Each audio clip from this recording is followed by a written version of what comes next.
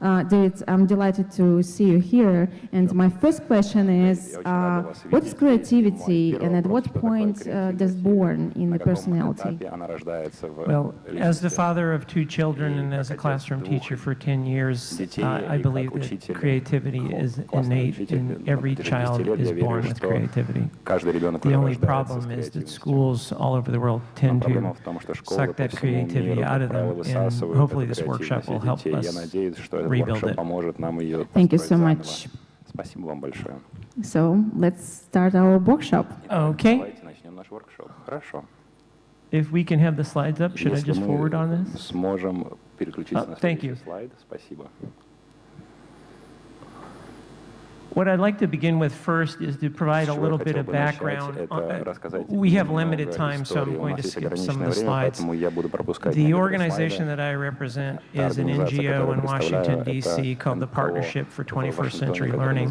And around 2000, a group of very large businesses, Apple, Dell, Cisco, Oracle, would meet every year in Washington, D.C. And the CEOs would complain that secondary schools and universities weren't producing students with the skills necessary to graduate and become successful in the workplace. They may graduate from university, but they had difficulty being successful in the workplace, especially the tech sector. So the CEOs decided, let's create a list, create a framework that describes these particular skills.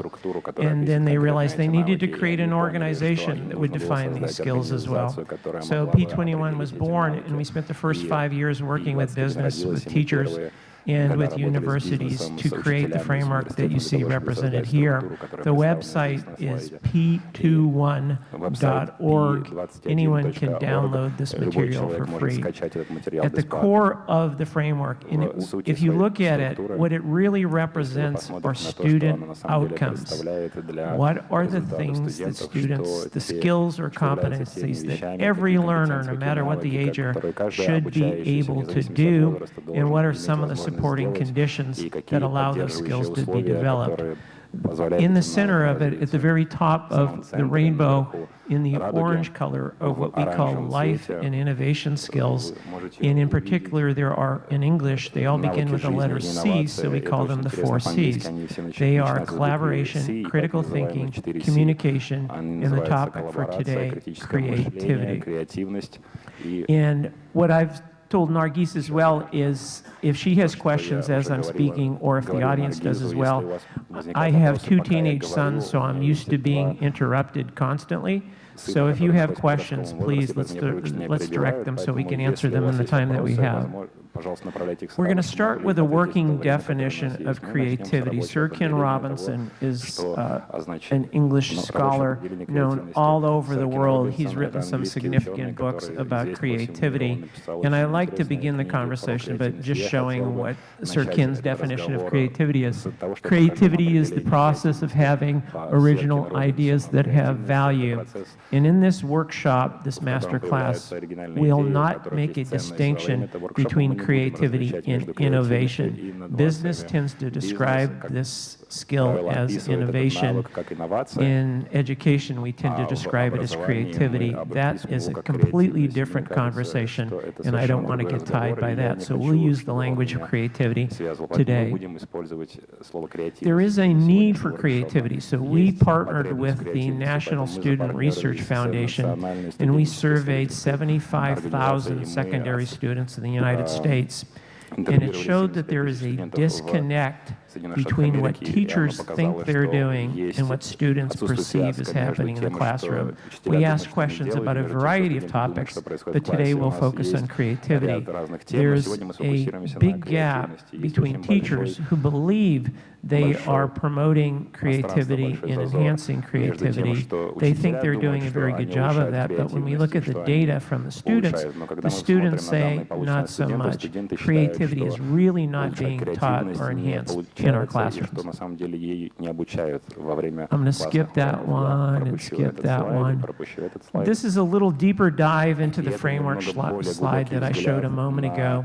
On the left-hand side, it's now colored yellow, are those life and innovation skills, which are collaboration, communication, creativity, and critical thinking. And then in the middle, information and media literacy skills, because we live in the world, a digital world, the students live in a digital world, and those are of paramount importance. And then on the right side, we have what are life and career skills. My organizations and many organizations speak to the need to create skills that matter for college, career, and life.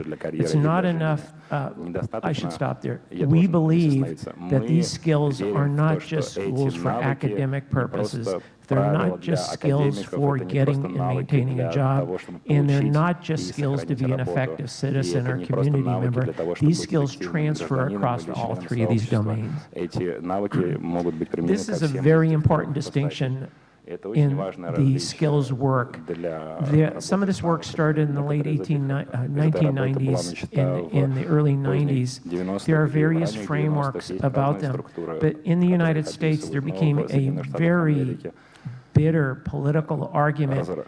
People were saying that the skills people, like my organization, were advocating for skills and didn't believe students needed to know history or literature or maths or science. Nothing could be farther from the truth. They ignored the fact that the skills people, organizations like mine, were saying, yes, you need skills, and yes, we say you need skills and knowledge is the disciplines. Because you cannot be creative in a vacuum. You have to be creative in science, or creative in maths, or creative in history, or creative in art. You have to be creative about a subject area. Now this is a graphic, and last night I was in Moscow City at the tall restaurant. Ruski is the restaurant on 84th Tower, I believe. Yes. And as we were driving there in the taxi, I saw a building that looks like a DNA double helix, and I took a picture. And in the future, I will use the picture of the building in Moscow. But the point of this is the idea that as in a DNA double helix, skills and knowledge are inextricably linked. You shouldn't teach skills in a vacuum. You shouldn't lecture on history for an hour and then say, okay, let's go over here and we're going to play and be creative. Or I'm going to lecture or read a textbook for an hour and then we'll go work in a group for 5 minutes. They are linked together. You learn history, math, science collaboratively in groups, in authentic projects, and you learn skills by engaging with rigorous disciplined knowledge.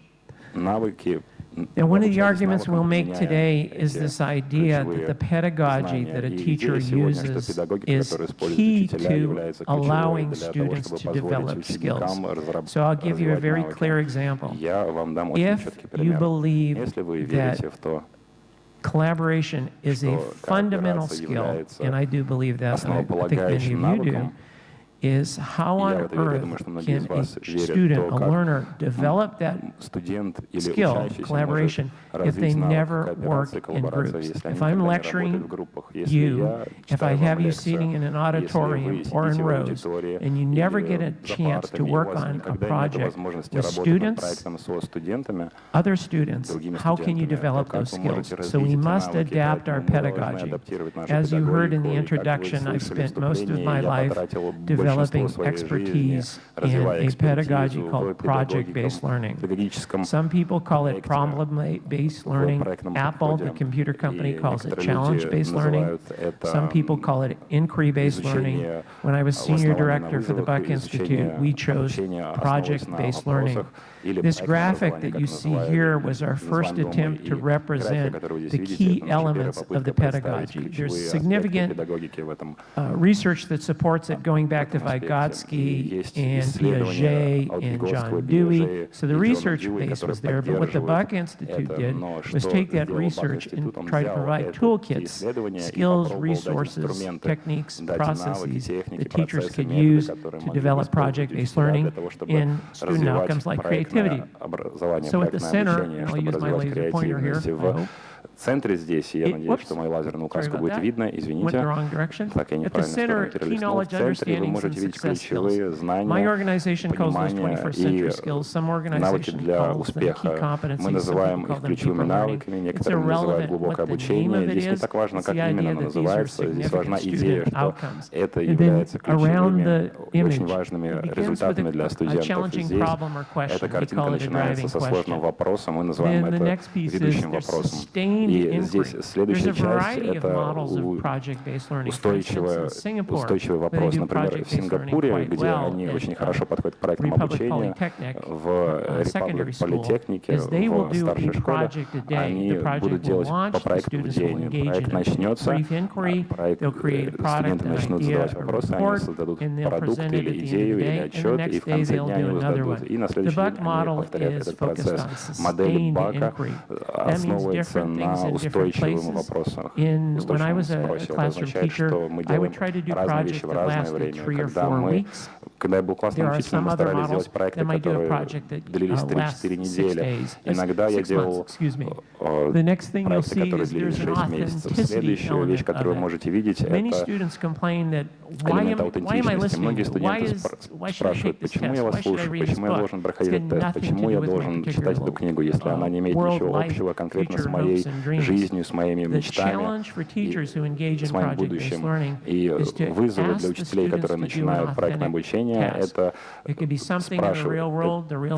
Им нужно спрашивать учителей, учеников, чтобы они делали то, что относится к реальному миру, чтобы они делали симуляцию того, что люди уже делают в реальном мире, чтобы оно относилось к внешнему миру. Например, я преподавал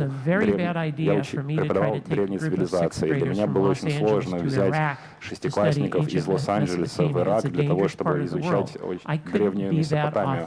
Это было очень сложно, но я мог превратить их в археологов, и я мог, например, похоронить кости цыплят на дворе, на школьном дворе, а потом попросить их выкопать. И потихонечку я учил их быть археологами. Это то, как мы можем перенести знания на то, как именно изучали Древний Египет или Месопотамию. Следующая часть — это выбор и голос ученика, и это связано с оцениванием. Это то, о чем мы поговорим немного позже.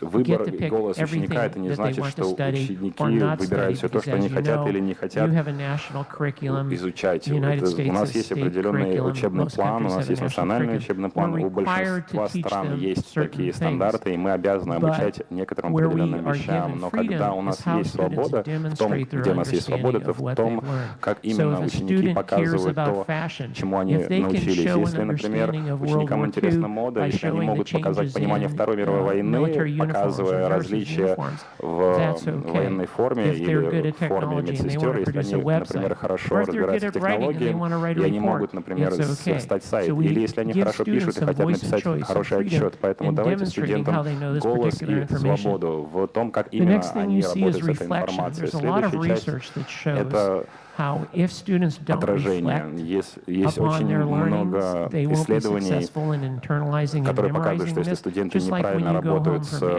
полученным материалом, неправильно их обдумывают, и даже после этой конференции, это раньше, вы после конференции будете думать о том, как именно прошла та или другая конференция, и займетесь рефлексией, вы, возможно, будете даже исследовать, говорить с друзьями о прошедших панелях. Вы занимаетесь рефлексией по поводу того образовательного процесса, через который вы прошли.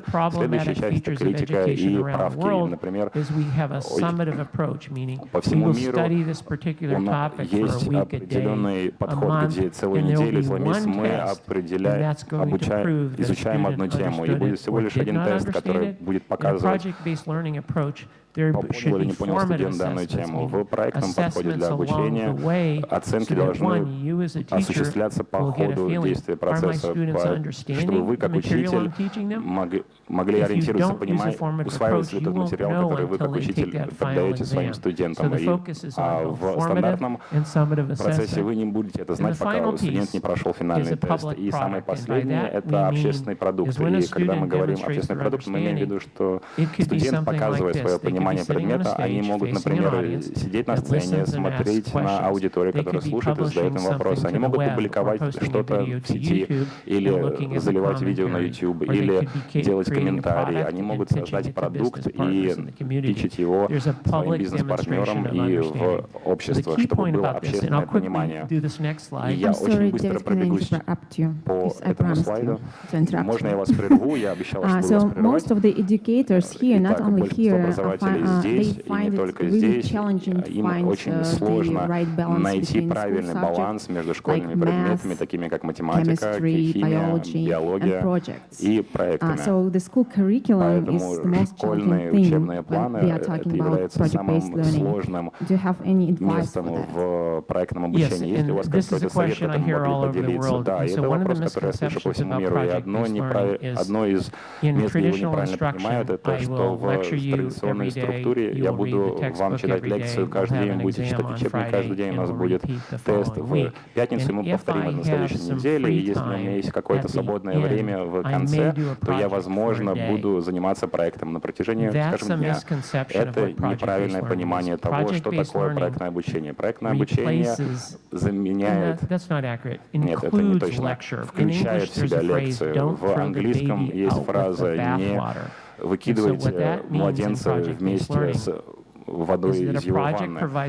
Это дает ли проект контекст и рационализирует обучение детей. Вы можете вы можете провести лекцию, вы можете также использовать учебники, вы все равно можете использовать тестирование, но это контекстуализировано тем, что имеет привязку к реальному миру, что является аутентичным. Поэтому если у вас есть национальные учебные планы, стандарты, которые не обязывают вас обучать определенным вещам, и то, как вы обычно преподаете это через лекции или учебники, то проектное обучение говорит, сделайте аутентичные действия, аутентичную активность, которая была привязана к реальному миру, чтобы сделать то же самое. Это не то, что вы заменяете учебные планы и стандарты, а это означает, что вы используете другие методы для того, чтобы более глубоко изучать существующие предметы и в соответствии с требованиями. И то, что использует наш Бак-институт, мы говорим, что у нас вместе мы смешиваем десерт. Обычно люди говорят, что у нас есть основное блюдо и десерт, и проект это как десерт. То есть получается, что обычно вы едите основное блюдо, а проект остается на десерт. И вы можете есть основное и оставлять.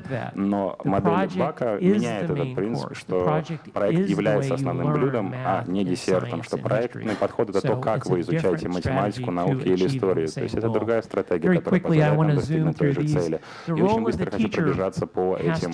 Роль учителя должна поменяться в проектном обучении. Означает, что в каждой стране, в которой я прихожу, я слышу, что учитель должен быть коучем, учитель должен быть ментором, учитель должен быть проводником и не только источником информации.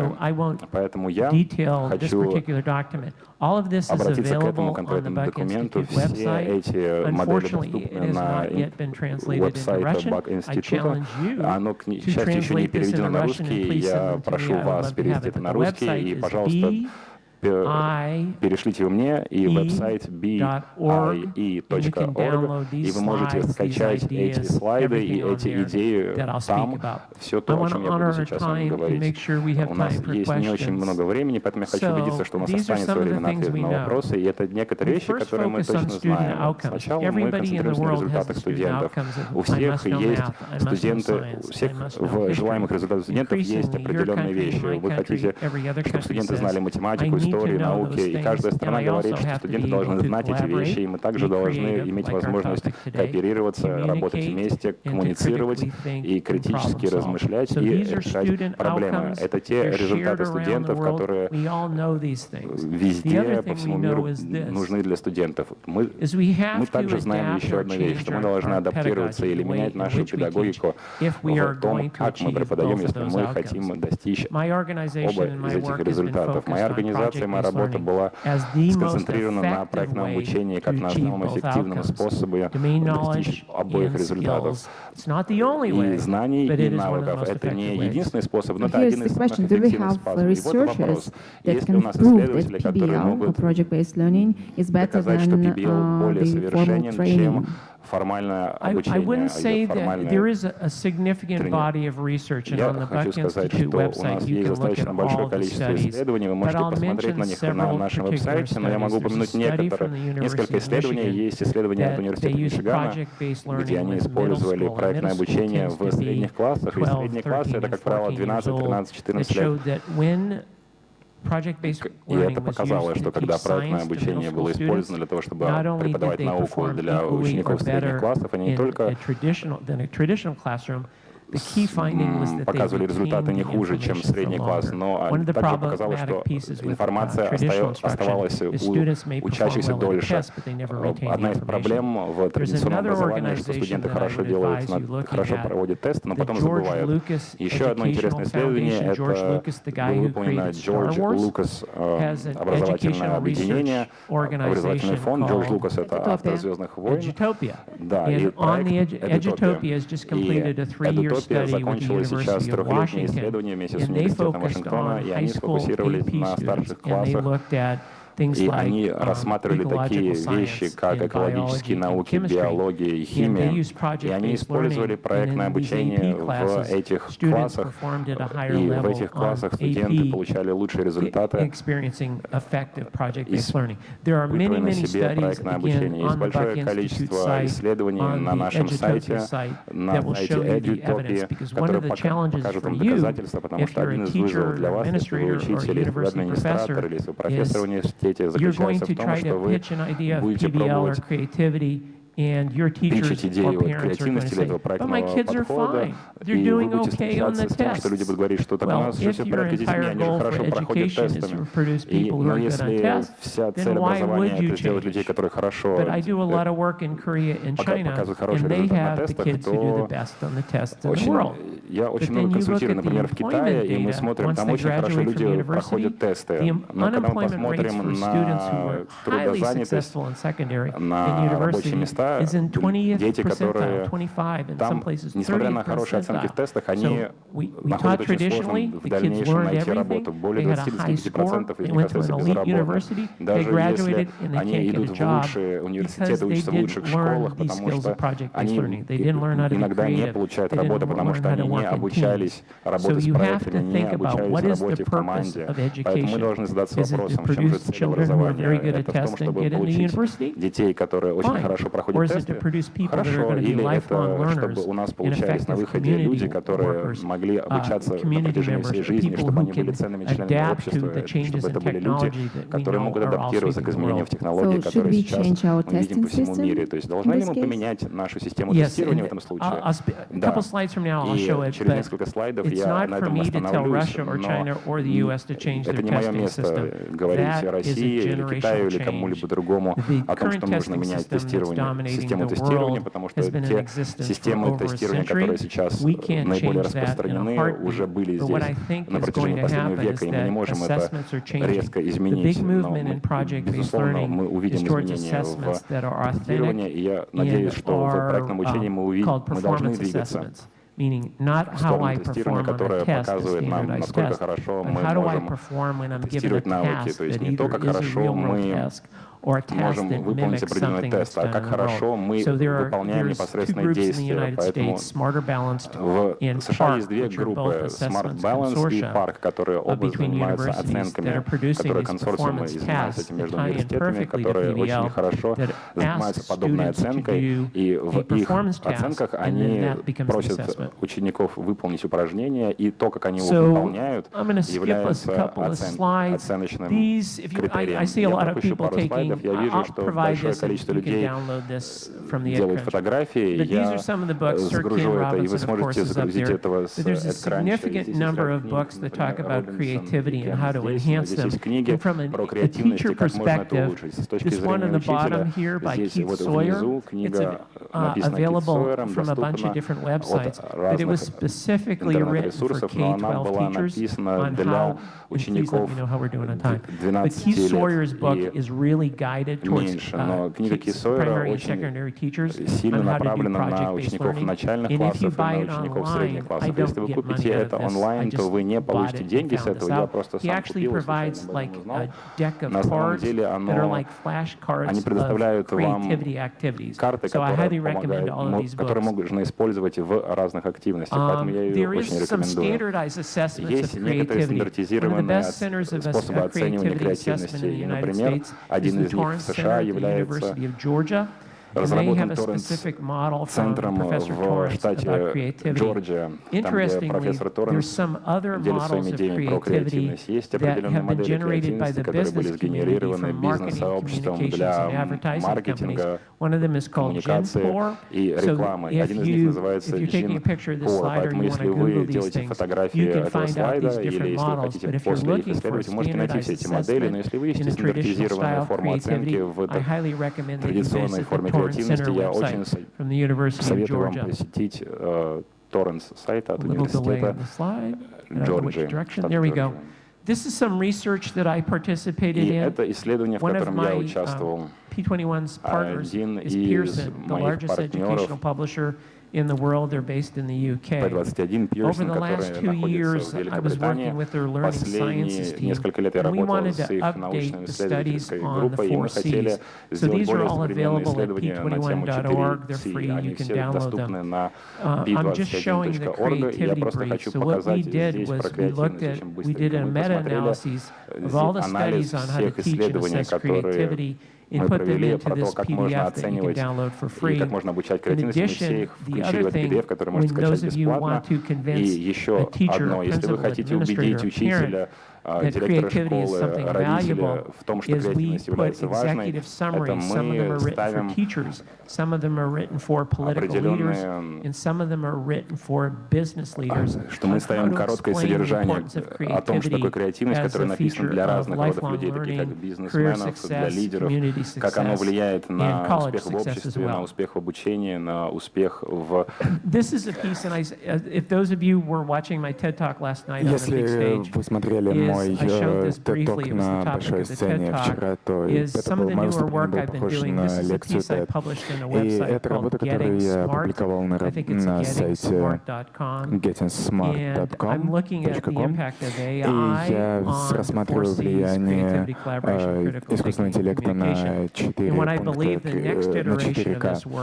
И я думаю о том, какие будут последствия этой публикации. Мы будем не просто создавать новых людей, мы будем создавать новые навыки в соавторстве с искусственным интеллектом. У компании Adobe есть продукт, есть сервис, который позволяет создавать дизайнерские элементы совместно с искусственным интеллектом. Например, можно создать около 20 моделей, и программное обеспечение взаимодействует с человеком, и если человек понимает, что дизайн не очень привлекателен, то он отсылает модель обратно в систему искусственного интеллекта, и это все начинает перерабатываться.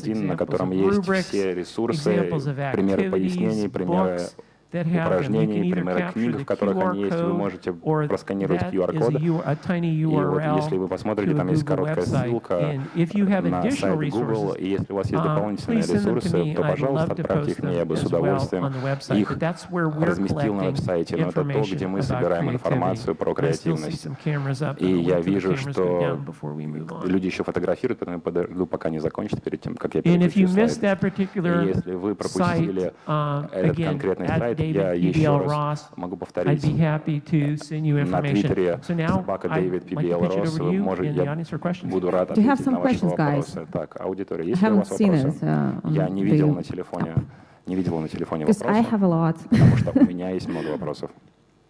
Okay, so if I have some questions from the audience, I will ask you, but first of all, I want to talk more about assessment. And you told us that AI can assess us as well. So how does it work? It's still vague for me. И для меня это является несколько большим концептом. Я, наверное, должен был прояснить.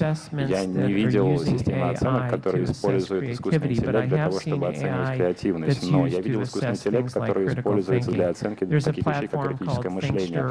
Есть такая платформа, которая называется Thinkster. Особенно в математике, поскольку одна из основных сложностей в преподавании математики — это то, что мыслительный процесс студентов не всегда показывает, не так, получили ли они правильный или неправильный ответ, не показывает нам, что именно пошло не так. И здесь студенты показывают, как именно они пришли к своему результату, и искусственный интеллект оценивает, в какой части своих вычислений они пошли не так. И, конечно, здесь искусственный интеллект не может сам по себе оценивать.